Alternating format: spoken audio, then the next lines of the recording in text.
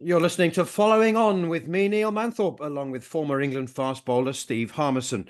And we begin with news that the World Cricketers Association, formerly FICA, have called for 3-week international windows and have slammed the ICC's leadership after releasing a comprehensively researched report into the structure of the global game.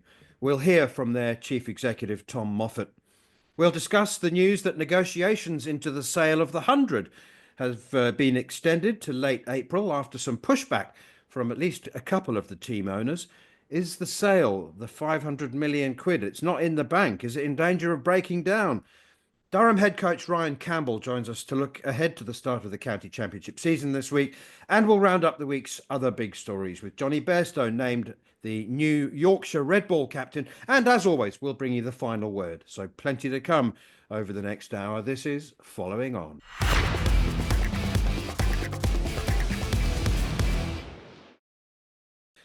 Harmy, the World Cricketers Association have put in a real shift in this report.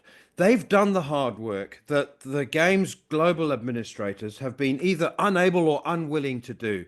They've taken out the problems from that had been filed in the too hard basket, and they've said, you know what, we will actually do this.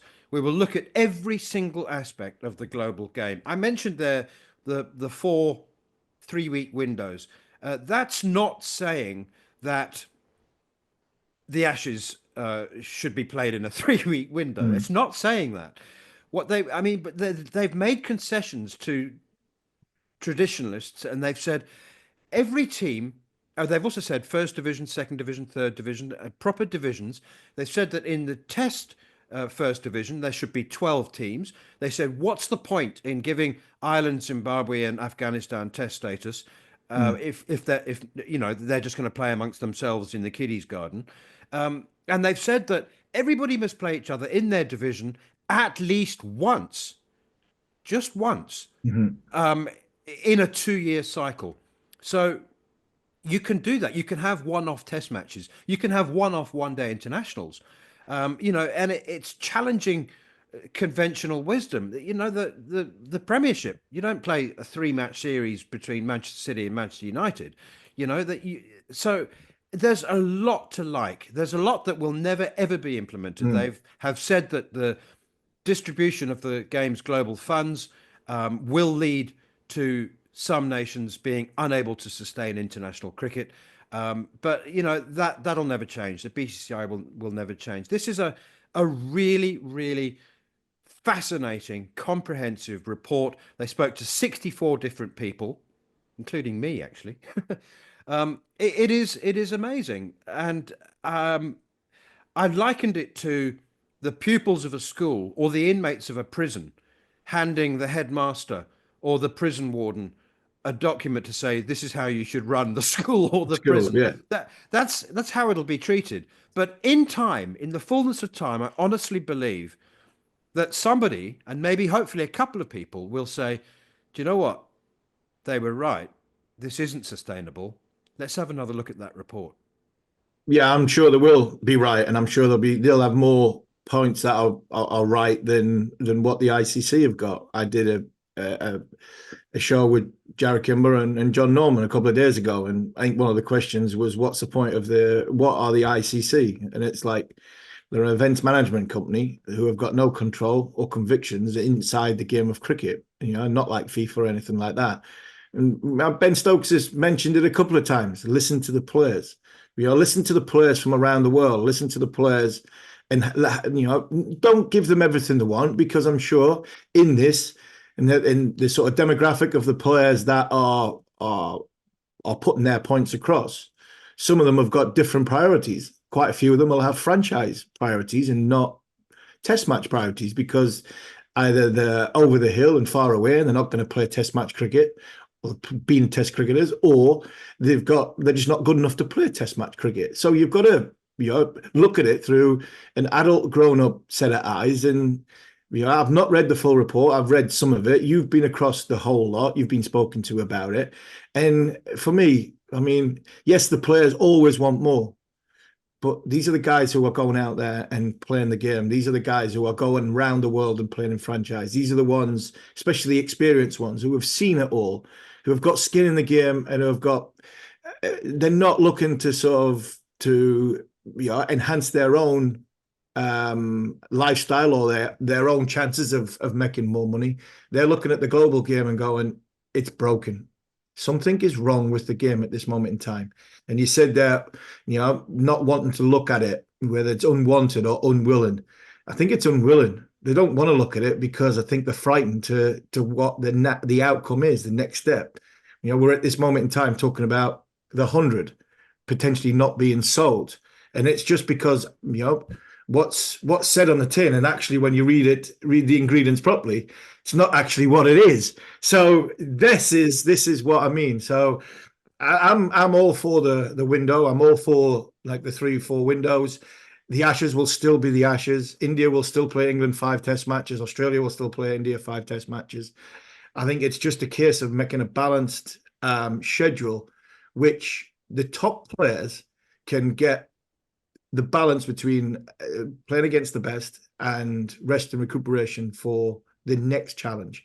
And I think we're talking about a test match, if we're talking about that in isolation and 12 teams and everybody playing each other, how many years have we been banging on, Manners, that every touring team that comes to England goes to Ireland and plays a test match as a warm-up?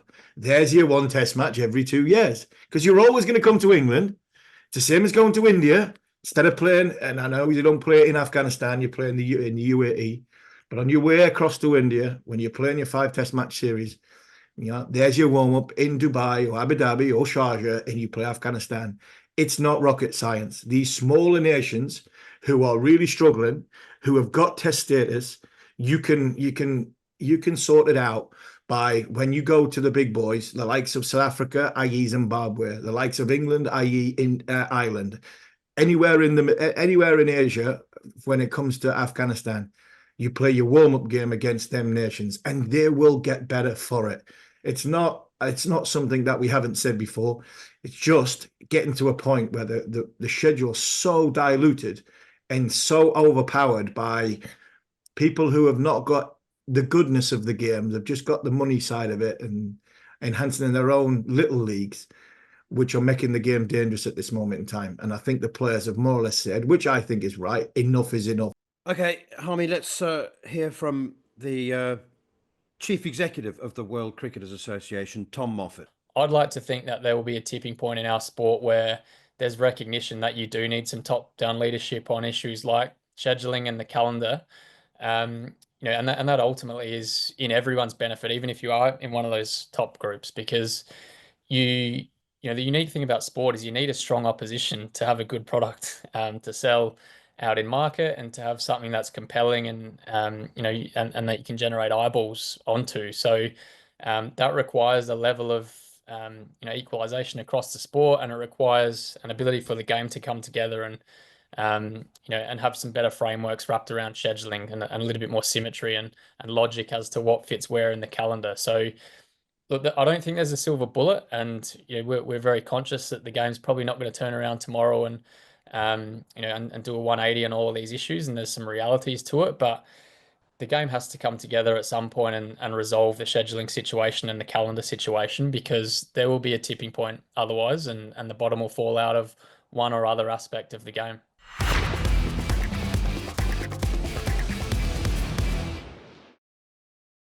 That was the World Cricketers Association Chief Executive, Tom Moffett. So I just want to clarify, 4 windows of 3 weeks, right? And they are between February and March, May and June, the last 3 weeks of September, and the first 3 weeks of December. And what the World Cricketers Association are saying is, like FICA, who organise qualification tournaments for the World Cup, for the Euros or the Copa America, and they have those windows, and they say you will stop your domestic competitions there and make your international players available for these competitions. It's not prescribed.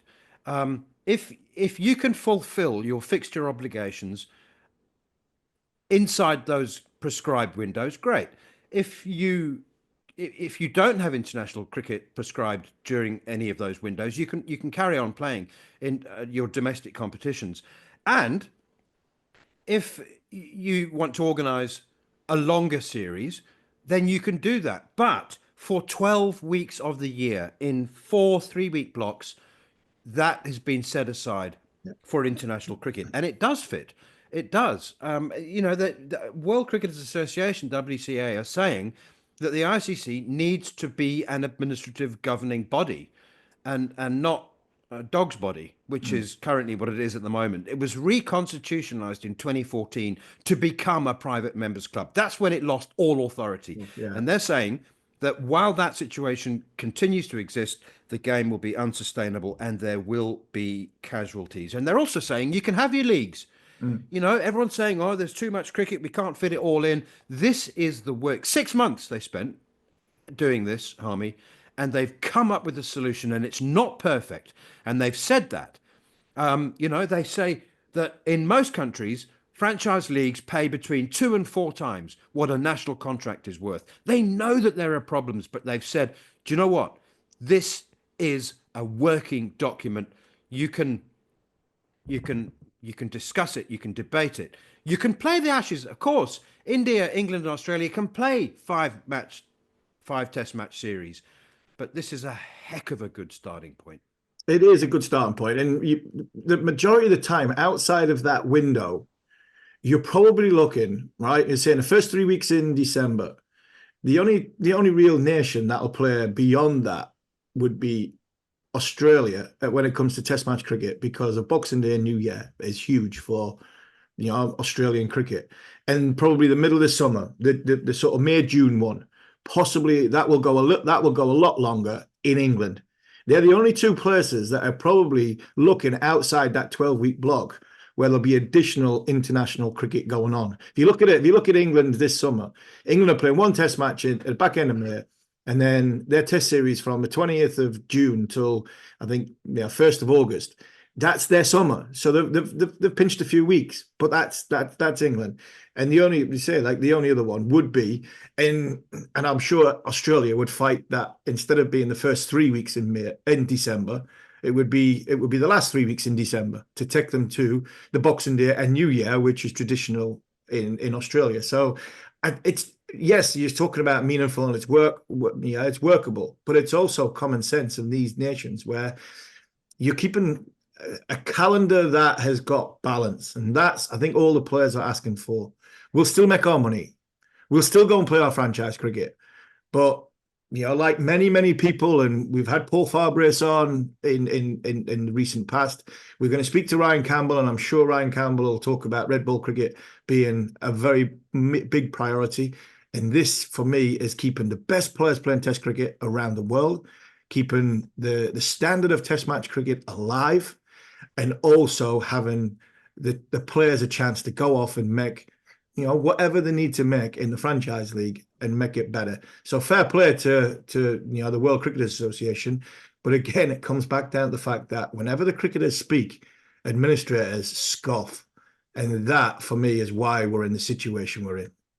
Yep. Regional self-interest, the WCA point out, is what is killing the global game, or stopping it from growing and maximizing its potential. Revenue, and they say revenue, where everybody will make more money if we implement something that fans can understand and that makes players available for domestic T20 franchise cricket, domestic cricket, and international cricket. And it is possible.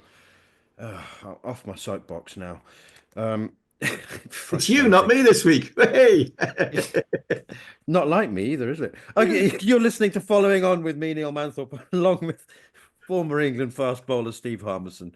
Next up, we'll discuss the ongoing sale of the 100, or is it offgoing sale of the 100, as negotiations hit a snag after a pushback from a couple of the prospective owners.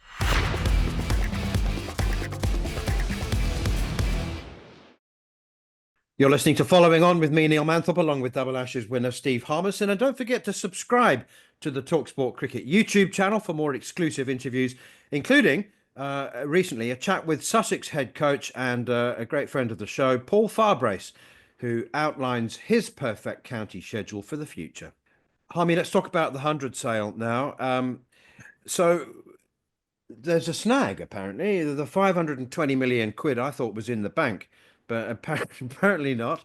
And it would appear that this snag is particularly pertinent to the two London franchises, particularly the Oval Invincibles, who I won't say are owned by, but the Ambani brothers, who are gazillionaires, as we know, own the Mumbai Indians and all the other Mumbai Indian franchises around the world. They're now in with the Oval Invincibles. They also own Geostar, which is a multi-gazillion dollar broadcasting television. Well, I don't know what. It's not a television station, is it? It's a satellite TV broadcaster. This is not my area of expertise, but basically, the 100 at the moment is part of the exclusive rights package with Sky Sports, and they're saying actually it needs to be open to the highest bidder, which obviously would be them. Yeah, effectively it would be them. Yeah, you watch the Ambani family are coming to take over cricket, and hey, you look at the way they run their businesses and the way they go about their job, and then you look at the ICC at this moment in time, and you think, well, actually, is it a bad thing that somebody with a business direction coming in and taking over and monopolizing everything? I mean, I don't think it'll be a great thing, but I think it'd be better than what we've got at this moment in time, because I mean, cricket's a shambles at this moment. It really is. I feel sorry for Sky. I really do. And I mean, I've not always been their best friend, and I've had my sort of say on one or two things.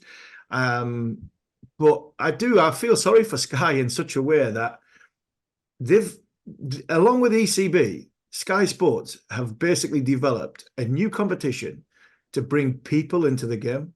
Right, whether we like it or not, Manners, and I know we're very, very skeptical about the 100. Me, just the format, but Sky Sports have made a format. They've kept to the format. They've kept to the schedule. They've asked people who are lukewarm on cricket what they want. They want a shortened game. They want it at night time. They want the razzmatazz of the music and the crowds and all the fancy colours. And Sky have developed this along with the ECB and one or two others. But Sky have been a big driving force. Can you imagine at Sky Sports if they lose that? Do you know what I mean? That's why I feel, because I always get the argument. People tell me, oh, cricket should be on terrestrial TV, this, cricket should be on terrestrial TV, that. And I always say the same thing. Look at your cricket club now to where it was 25 years ago. And look at all the goodness that you've got, the nets you've got, the covers you've got, the electric scoreboards and all that. That's come from ECB's money from the broadcaster, and that's come from Sky. I'd love it to be on terrestrial TV, but it's not. And that's why the money you've got and the grassroots development players is getting to a whole new level because of the broadcast money that comes in. The Sky have developed and in I think put money into this game that we love in this country. And all of a sudden now they've developed the competition, which they could have gone back to T20. They could have done different things to change it, to make it better for the more traditionalists. But they've gone, no, we're trying to drive it to a new audience. And now, which we all expected once the Indian franchise owners come in, have decided, bang, we're gonna do it our way, and it's our game, not yours. And I think we've just got to be careful. As much as I take the mickey out my old mate Nasser, and I love him to bits. I mean, yeah, these guys have done brilliant for cricket over the last sort of 15 years. And what Sky have given to cricket in this country, and there will be traditionalists who'll disagree with me, but what they've given is a huge amount of money, a lot of loyalty, but they've monopolised it because it's all been about Sky. And now I think English cricket need to be loyal to Sky, because, and I'm not looking for a job. I've been turned down many times with it. And there's no way I'm no way I want to work with Sky. But listen to me. They have done very, very good things for English cricket. And I think English cricket needs to be loyal to Sky, because if the Indian owners come in and start changing the way we look at it, where is English cricket going to be? We'll end up with no championship cricket. We'll end up with 2 lots of hundreds, top and tail in the year. I mean, we've got to be careful that we don't just open the floodgates. Because for me, when people are going, yes, it's great. Darren Lehman said last week, 500 million, we're going to get 25 million coming into our club. These guys aren't coming in for just a picture at Lords in the middle of the summer. They're not coming in just to sort of say, all right, I own London Spirit, but you tell us what to do. They're coming in to dictate terms, and their first point of call has come earlier than I expected. But I mean, I feared straight away, as soon as the TV deal was about to come, which is 2028, it will go back to T20 cricket, which I reckon I was expecting. But I wasn't expecting, right, hold on, that Sky broadcasting package needs to be separate. Because the minute it is, English cricket will go downhill because the rest of the game is worthless, really, other than Test cricket. And that, for me, is where we need to be looked after, because I think they've gone over and beyond to bring the 100 to you. And it's made a lot of money for the game. Now I think English cricket needs to look after Sky, because I think they've gone over and beyond to look after the cricket. So all the clubs now got £25 million each. They've all got this money coming in, but they need to make sure that we're not selling everything, because at this moment it looks as though if the Indians don't get their way, or the franchise owners don't get their way, there could be trouble ahead for the ECB. So they're in a pretty difficult predicament, because I mean, when I seen that headline that it's not sort of all signed and sealed because of the broadcaster, you're thinking, right, this is the early flexing of the muscles. They haven't even signed the contracts, and they're telling them what they're dictating the terms are. They don't own the 100 franchises. They own 49% of it. Worries me when they've got more of the higher percentage, because of where, they're not just selling. We're not just selling August. I think if they go down the road of selling Sky off as well, then their bat, their ball, it's all theirs. And I fear where English cricket could be off that. Three things to say there. Completely agree with you about Sky, and it's not as if they've paid tuppence halfpenny. They've put hundreds of millions of pounds into the English game, and the English game has benefited. I know that in an ideal world, it would be nice free to air. The second thing to say is that the Indian investors, or the investors in the 100 teams, have also not paid tuppence halfpenny, and it would be very naive to suggest that they won't look very hard and push very hard to get value for their money. We've seen it in all the other franchise tournaments around the world, so people shouldn't be surprised that the Ambanis want value for money. 100%. And the third thing to say, Harmy, is that I'm hearing really interesting things about the sovereign fund from Saudi Arabia. They are going to get involved in cricket. So I've got my ear very close to the ground, and I'll hopefully be able to, or we will hopefully be able to talk about some developments in. But that changes the landscape altogether. Yes, it does. I support and work for talkSPORT at Newcastle United, and that organisation that bought Newcastle United, they've not got tuppence happening. They've got a lot of money, and if they come into cricket, which I am expecting them to around the next TV deal, hopefully they get in bed with the Indians. I mean, I wouldn't like to see them not get in bed. I wouldn't like to see a live type cricket golf where you've got a huge organisation, i.e. the BCCI, against the Saudi Arabian Public Wealth Fund. But hey, who knows where it goes with that one? That's a different argument altogether, but it's definitely worth watching, because they're dipping their toe in. They're already in. The likes of Aramco and Saudi Arabian Airlines. They're in with the ICC. But I tell you what, if the ICC can get India and Saudi Arabia in the same room and talking sensibly, I mean, the young cricketers of this world, the 15-year-olds to 19-year-olds, I mean, in 5 to 10 years' time, when they hit their peak, they could be playing in a whole different game altogether. Yeah, I think it goes something like this. The sovereign fund to BCCI, we know you're very wealthy. We know that you control the game of cricket around the world, and you do have a big pile of money. But actually, look behind us. This is a big pile of money. So we are going to get involved in cricket, and we'd like to do it with you.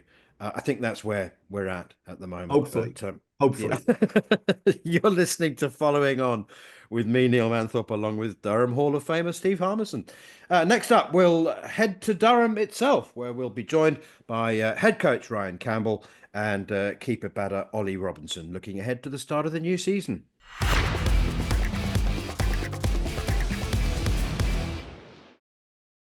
You're listening to Following On with me, Neil Manthorp, along with former England fast bowler Steve Harmison. And if you have missed any of the show and you want to catch up, you know what to do. Download the podcast from the Following On feed, now available via the free talkSPORT app or wherever you get your podcasts. Right, as promised at the top of the show, we're joined live by Durham head coach Ryan Campbell, great friend of the show.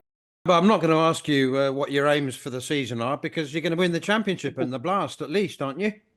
Oh, at least that's what everyone's trying to do. But yeah, hey, the facts are that there's a real air of expectancy around the place, and I think we've added to our squad nicely with a couple of signings in the off season. And I've said probably all morning at our media day, it's the feeling about the place, because obviously the women's team is here for the first time ever, and ever since they walked in the door in November, there's been this just a great feel about the place. So yeah, we're all very excited to get going. Campbell, I seen you a couple of nights ago at the Hall of Fame dinner, and I heard you talk, and you said about just the little bits of difference to take us from fifth when we first come up into the Division 1 last year, to get us from fifth to winning the championship. Are these the little differences? The Connors with a ball and Gig and the experience of Will Rose.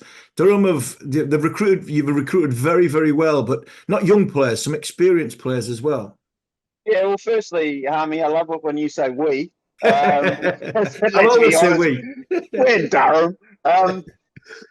Yeah, look, the honest truth is that, when we decided about, signing new players, firstly, they've got to have great character. That's something that we, pride ourselves here at Durham. And then I guess it was the skill set of what those guys brought to the table. And, the experience under pressure is going to be really important for us. And we felt that Will Rhodes especially brought that.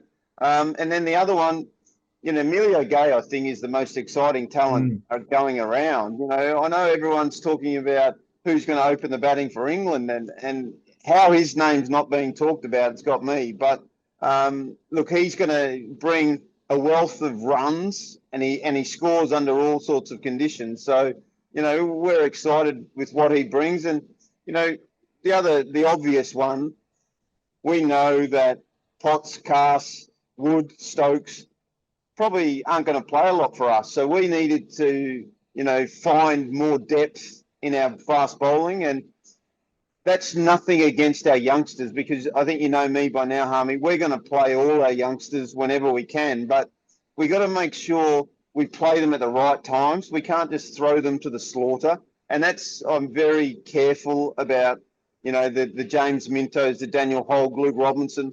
These youngsters we have to look after. We can't just break them. So, yeah, a couple of experienced bodies around them was really important. And, hopefully we've got the balance right. Cambo, 3-1 here. Harmy and I were in India a month or so ago, and chatting to Graham Swan, who, of course, was on the Lions tour with Ben McKinney, and he said he thought that Ben was good enough to play for England now. So your thoughts about him? And also, do the ECB still give you directions about how much you can or should play the likes of Potts and Cass, and how much will we see of Ben Stokes in the beginning of the championship? That's always the most interesting and fun meeting of the year, when I get pulled in and tell me what the bowlers can and can't do. Considering we've got a pretty good track record of producing fast bowlers for England, but to be fair, like, those conversations are important, because we need to know what their thought process is around Cass and Potts and Stokes and all that sort of stuff. And we don't want to go beating our head against the wall, but the one thing I always say, and Neil Colleen, and the bowling coach for England, obviously is an ex-Durham player, so we get on really well. But the thing is, I don't want them to shy away from playing county cricket just for Test cricket, because that's not so much unfair on us, but it's unfair on the player, because I don't know any fast bowler in the history of the game who gets better by bowling to a mitt. And I'm sorry, that's me being maybe a bit old school, but I've watched Mark Wood be put in cotton wool and being looked after, and he's an exceptional talent. But I wonder if he does need to play more cricket just to get him a bit more hardy. I know that Bryden Cast is another one, but Matthew Potts especially. Man, he's a guy that needs to bowl. He doesn't get better just by bowling in the net. So, those guys are very important. I would have thought Ben Stokes won't play for us. That's my gut feel, that, he's coming back from a pretty serious injury. And with 11 test matches in the next 9 months, so to speak, 10 months, that's a big workload for him. So I would have thought they'd be taking care of that.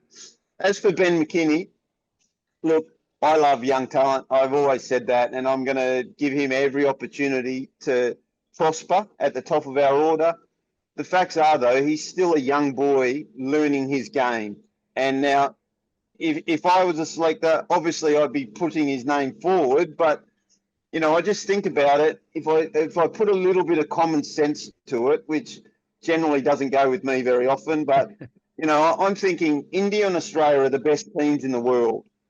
Maybe getting him involved in the squad but not playing him, maybe for those 10 tests, might be a good thing as well, just to get him to learn about it. Maybe take him on the Ashes tour, have him in the squads, but maybe just keep him away. And again, that might sound a bit negative, and I'm not that sort of guy, but, by doing that, he might understand the game and then play him against the rest, so to speak. And then you're probably going to get maybe a 10-year opening batter. So he's still got a lot to learn, don't get me wrong, but his powers of what he can do are very, very exciting. And let him just learn the game a little bit more. He's just not quite there yet. But we know with the England how they are today, that they do throw caution to the wind sometimes. So it wouldn't surprise me if he gets picked. Yeah, I'm old school, and I must admit I've been called with no common sense either. When I talk about bowlers having to bowl more, and obviously you get bowling hardened when you actually bowl overs as opposed to not bowling overs. And I agree, the McKinney one, where you look at England's track record, Campbell, I've seen so many kids, and you've probably seen it in Australia, so many kids finish their careers at 22 when they're being thrown in when possibly they shouldn't have against the very, very best. And then by the time they're 25, that's when they're they're sort of at their peak of their powers. So I agree with the sort of the McKinney one. There is a large clamour, because probably the only place in England I think it is at the top of the order where there's a possible chance if Crawley or if Pope doesn't score any runs. But what about talking about old school? What about the argument? All them championship matches, first 6 weeks of the season. I know we don't really want to get into the 100 taking the whole of August, but that is a difficult period, and the championship could be won. It can definitely be lost, but you could get in a good position to win the championship in that first 6 weeks of the season with all the games coming up. Yeah, 100%. It's non-stop. It's obviously, I think we've got 7 games in 8 weeks. So, you need to have your bowling in particular in order to make sure that you can get your rotations right and you get up and running. And, the focus on those games are going to be extreme. We know that we need to get off to a good start where, again, you can't control the weather, but that's part of it as well if you get some good draws. But look, at the end of the day, if we have a bad 2 months, then you're suddenly scrambling and you're trying to protect you don't want to get relegated and all this. And it's funny how once you start thinking and looking in the rear vision mirror, how poorly your team can go. So, mate, I think everyone knows me quite well by now. We're going to throw caution to the wind, especially in these first few games, and really set the tone of how we're going to play the game. We're not. I'm not dishing baseball because I like the excitement of it all, but we're not that probably extreme. But we probably score faster than any other team in the land, and we do that because we know that to win games we need to take 20 wickets, and to take 20 wickets takes time.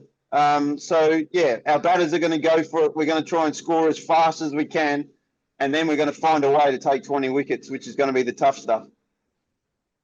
Campbell, you're right in the thick of county cricket now, and you know your way around it. But given your background, you still have an objective, dispassionate look at the structure of it. So, any particular thoughts about the current structure of the season, and also, do you also get the impression? I think you do, that the championship is not necessarily now the place to perform in order to move on to higher honours. Does your face fit kind of thing? Yeah, well, that's one thing that I'll always say that Rob Key and his crew have to be a bit careful of. You can't just throw your foundation stone out into the wind, because every great player that's ever played for England, every great player that's ever played for Australia, they all come from the same comp. They come from the county championship or the Sheffield Shield. So you have to protect that. As for the structure of it all, again, I do get a bit frustrated with how it goes. I am not 100 hater, because I think it's saved England cricket when it comes to, we've seen the money that it's brought in. So you'll never get me talking against it. But I think we need to find a way. And again, it might mean 2 county championship games going. But if you did that, maybe you could then start the season with one-day cricket just for a couple of weeks. And therefore, then you work your way into the red ball season.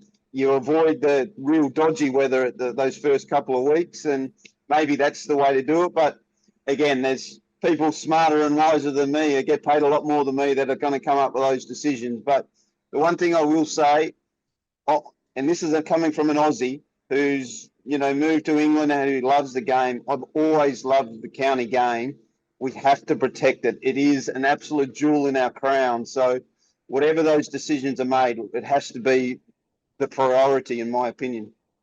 Yeah, I totally agree. I think Paul Fabres echoes that as well. He talked about 12 championship games, and I'm of the generation that played the Benson and Hedges, the one-day cup, more or less before the season starts. And I look out. I was at the ground this morning. I'm looking behind you, blue skies. It was freezing this morning, I must admit. But I mean, the weather's been very, very good. And knowing the obviously Chesley Street as I do, the wickets at the start of the year aren't normally too bad. They're normally sort of quite good when the weather's been good. So I think you're right. I think one-day cricket now played on the sort of fresh pitches, I actually don't think there'll be the little green seamers that everybody's worried about. So I echo what you're saying and what Paul Fabres is saying. But just a final one from me, Campbell. Over the winter, I mean, you must be proud. You've been at Durham for a while now, long enough to see the likes of Stokes and Potts and Carson, Wood, Bedingham play for South Africa, Ollie Robinson being brought into the squad. You've got some good young players, McKinney and Lions 100. How proud are you, representing that club with them players playing international cricket and potentially more to come? Yeah, 100%, mate. My kids are starting to grow up here. That I feel like I'm part of the Northeast, and our job. And again, I'm not having a crack at any other counties because I never run your own team how you want. But I think some teams sometimes forget that one of our main jobs is to produce England players, and I take that very seriously. I think John Windows, who and our academy staff have been unbelievable at producing, bowlers and batters and just players in general coming through our academy. And, we will always stay thick to that, and we always believe in it. I had another 17-year-old bowling for Durham against the Durham University this week, who I believe is another one who's got a really bright future. And I think the one thing that you can be guaranteed of is that we're going to give our youngsters a chance. We will play them, and I think that people can see that our pathway is strong, but there's also a pathway that you can see how you're going to play for Durham. You know how it is. If you follow the steps, we will open our arms and give you those opportunities. So we'll continue to do that. The silverware and all that, don't get me wrong, that's what we also want. It's not just about, great, we've produced another England player, but mate, I think the time is here that Durham is going to be an absolute force to be reckoned with, and hopefully by the end of the year, everyone's talking about us. Ryan Campbell, thank you so much indeed, Durham head coach. Very, very best of luck for the season, and good luck staying warm too. Thanks, guys.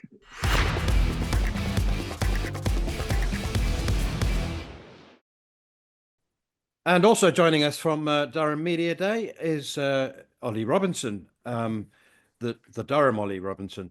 Ollie, you spent the winter with England, or part of it anyway. Presumably that gave you a very, very strong taste to want more and more of that in the future, more involvement and actually some more playing time. Yeah, 100%. It was honestly, it was one of the most surreal experiences I've had in terms of getting the call and then and yeah, obviously flying out and then spending time with those lads and kind of getting a taste for the environment and seeing kind of how much they do and how hard they train and how they work. And like the attention to detail for me was beyond belief. The way Brookie batted in the nets, the way Rooty batted in the nets, it really like, opened my eyes to how kind of the top lads train. And Ollie, was that? I mean, you've been quite successful at Durham, in the recent past, and that's why you've been selected. But I'm saying you've sort of bat in the top 6 for Durham. Is that something that you want to keep going? Because I look at Durham's side now, and they've signed 2 or 3 batters that coming in. The balance of the side, probably you're the all rounder. There's a couple of bowlers who can bat a bit. But are you pushing at Ryan Campbell saying I need to still bat in the top 6? Yeah, definitely. I think Campbell is pretty keen for that to continue. I think I've always kind of seen myself as a batter, and like at Kent it was tricky when I was at 7 or 8 or whatever where I batted there. Just kind of feel like you can't score your big hundreds, you can't score your big runs because you end up batting with the tail and then fielders go out and you can't really play your shots. But I think, and obviously if I was to go up a level, then obviously you kind of revert back to that. But I think at that level, if you look at that lineup, there's not that many people in that England team that can't bat, and actually everyone's treated as a proper batter. But yeah, no, I love batting at 5 and 6. I think it gives me a real opportunity to kind of do what I've done and actually be a batter, I guess. Ollie, I'm fascinated, and I'm sure that a lot of our listeners and viewers will be fascinated as well about you're talking about the training styles, techniques of the top players. I'm fascinated by that. Over the years, I guess the one thing that I've noticed that the top players do is they net with the same intensity. They somehow manage to bat in a net with the same intensity and focus that they do in the middle. Is that what you're talking about? Yeah, definitely. I think it's not always about the length of time that they bat for. It's the quality of that. It's the actually let's treat this like it is a game. And I think that's a lot of it goes down to the coaches as well, actually creating that environment and actually having that facilities and having it available to actually have high quality practice. And I think hats off to the people that throw balls for hours on end and kind of provide that for people. And yeah, it really was just like the attention to detail and what they wanted out of every session. Like there'd be some days where we wouldn't play an attacking shot, or they'd literally just work on defending the ball. Or when O'Rourke was bowling around the wicket at people would practice literally just facing bumpers for the whole session. And I think it's that, isn't it? It's understanding your competition and what you're up against. I think it's tricky, I guess, in county cricket because you obviously play a team and then you play another team the next week. But obviously in a series, people start to work out how they get you out. If you've got out twice the same way in the first test and then you end up playing the second one, they're going to keep doing the same thing. So actually it's finding that way to combat it quickly in between like a game, I guess. And you obviously come back from New Zealand. How's the winter gone? You've gone. You went to Zimbabwe, didn't you? I went to Zimbabwe. You were part of the trip that went to Zimbabwe. Yeah. Nice to be back outside again because there's a big distance between the leaving New Zealand and the time difference between now and then and starting the season. Yeah, definitely. I went to Dubai as well. I was in the ILT 20 for 5 games. How was that? It was good. It was my first taste of kind of overseas franchise cricket. So it's something that I've never really been a part of. So actually seeing, especially in the IL as well, where you got what 10 overseas players, I guess. So actually your competition for places and the quality of that competition is remarkable. But no, I enjoyed it. I would have liked to have done better and kind of played a bit more. But I guess that's what it is. I guess when you're first starting into those kind of competitions, you're competing with the best in the world. So I think you've got to kind of take it with a pinch of salt and actually not be naive to think you should be playing all the time. But yeah, just got back from Zimbabwe, which is a good trip. Obviously, it's very different in terms of the weather and the facilities over there, but That's a but chest history. yeah, a little bit different. But no, it was a good trip. We got a lot out of it. We played Zimbabwe A actually in this in both games, but the second game we played on a lesser ground against a better attack was actually a real challenge. Probably close to their test attack. So that was a good challenge. I guess obviously with first test against Zimbabwe this year, you get a look at what they can offer, and actually in England they could really be a bit of a handful. Obviously with Blessing, 6'9" or whatever he is, he could be quite tasty. But yeah, I think you've also got to take it as a little bit of the humane aspect of it as well. You go to these countries where obviously their facilities and what they've got available isn't as good as what we've got, and I think it really does make you appreciate a lot more what you've got here, and the facilities that we get week in, week out, that they don't have. And actually, yes, I think you get a sense of like real life as well. It's Blessing Muzurabani you're talking about there. Ollie, I'm curious, you're only 26, but I reckon this is your 8th or 9th season, perhaps, as a pro.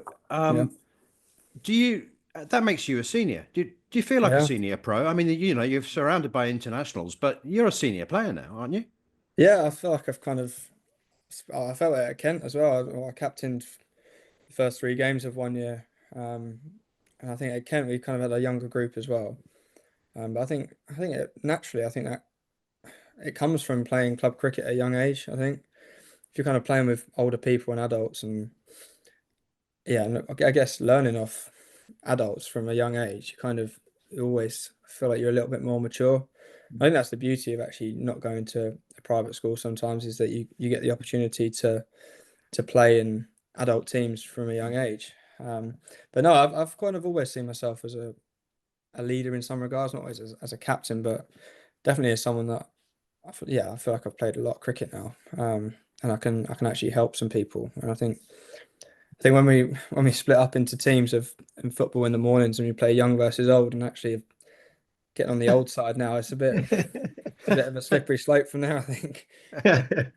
I know what you mean about playing adult teams and about school. I just didn't go to school. But hey, what an exciting potential 9 months that you have. Have you had one thought on, are you anybody spoke to you, next cab off the rank? Do you go, Kesey or Luke Wright or Brendan McCullum, even close to being Stokesy and saying, well, if something happens to Jamie Smith, you could not only be pushing for the title, because I expect Durham to push for the title, you could potentially be thrown into a test series against India and also be thrust into an Ashes series, 7 months away, 6 months away. I mean, that's a pretty busy schedule, but it sounds like a really exciting one.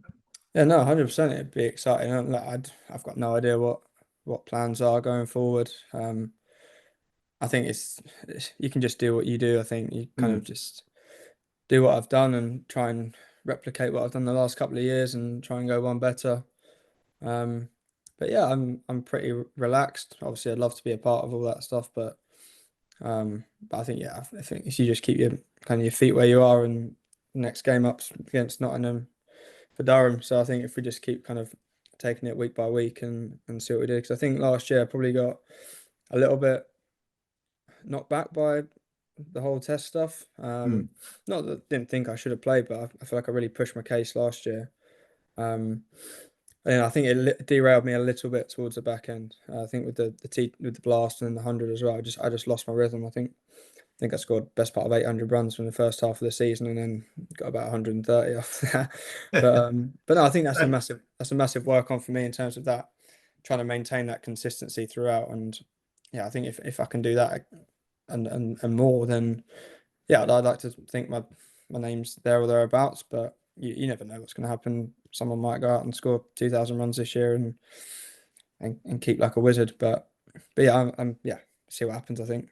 But was the reward, the reward of going to New Zealand a little bit of the doubt that you had off the back of not being selected, and the disappointment was the reward of going to New Zealand thinking, right, I'm actually not far away here. I could make my debut for England very, very soon, if something. Yeah, no, definitely. I think you don't really believe it until you're kind of there, I guess. And yeah, like, it was completely out of the blue that call. I didn't go in the first place. And then to get that call, it was a bit of panic, I guess.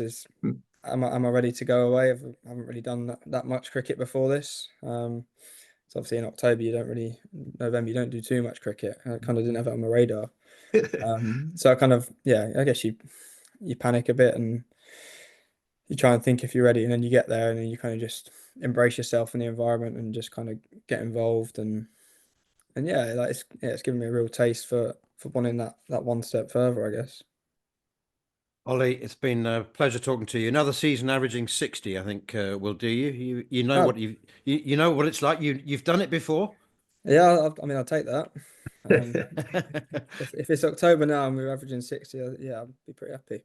I think if it's October now and you're averaging 60, I think you've just booked a place on an Ashes trip, mate. And we're speaking to you again, wishing you all the very best for that trip down under. Amazing. Good on you, Ollie. Very best of luck for the season. Thanks for your time. Thanks, guys. Cheers. No worries.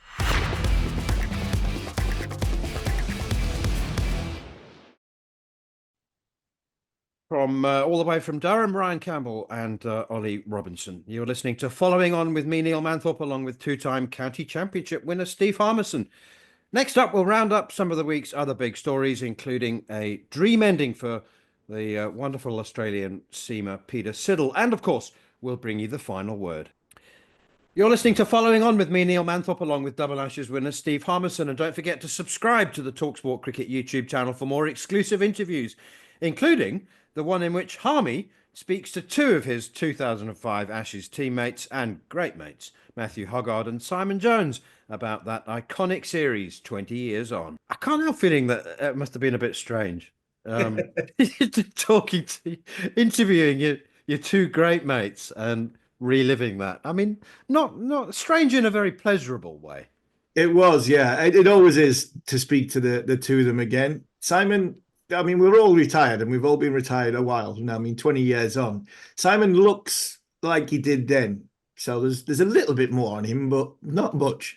Me and Huggy, we're on the Lord's balcony, and I mean, good job it's got a concrete foundation to get me and Huggy on the same balcony. And I mean, we have put weight on, but to sort of have the conversation, to relive the memories of, and it was just memories. We didn't go through the whole series. We just went through key memories and daft. It was a daft conversation, daft talking points through all the test matches, through their eyes, the way they saw it. So Huggy and obviously talking about Trent Bridge, Simon talking about Old Trafford, Simon dropping the catch against Kaspovic. We talked about Lords and then KP at the end, celebration. It was a nice 12, 15 minutes. So, and I mean, Simon Jones, it's criminal that he only played 17 test matches, but the ball that we all remember, the noise when the ball hit the stump, that's what, when he talks about it there, it was an iconic delivery. And it was daft, but absolutely delightful. And you can watch the full interview on the talkSPORT Cricket YouTube channel. Right, let's rattle through some news. Johnny Bairstow, following in the footsteps of his wonderful father, David Bluey Bairstow, becoming Yorkshire's red ball captain. Corey Flintoff, Rocky's older brother, joins him in the professional ranks with a rookie contract at Kent. And Jofra Archer bounces back dramatically after his record-breaking concession of 76? 4 overs 76 last week. We spoke about it. You said, don't worry about it. He's still quality. And boy, didn't he prove it. A couple of days ago with the Rajasthan Royals beating the Chennai Super Kings. He was bowling rapid and really, really well. Never mind the speed. He was just right back on top of his game. Shows a great deal of character to bounce back like that. Yeah, good character. Oh, again, we spoke last week, but also during the week with John and with Jared on that show, and we talked about, and I talked about, because I think there was a lot of talk about, is he sort of past his best because of the elbow injury, but not for me.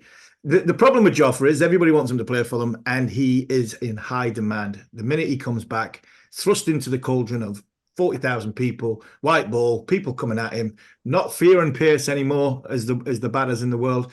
And he probably just, the odd game he'll have a little bit of a dip in confidence. I've got no doubt that Jofra Archer, by the end of the summer, will probably be as good as he'll have been in a number of years, ready for that Ashes trip. I think this bit's getting the elbow sort of warmed up.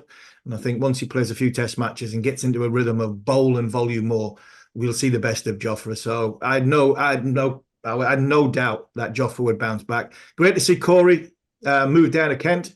He's going to be a late developer. Seen Corey bowling a few times.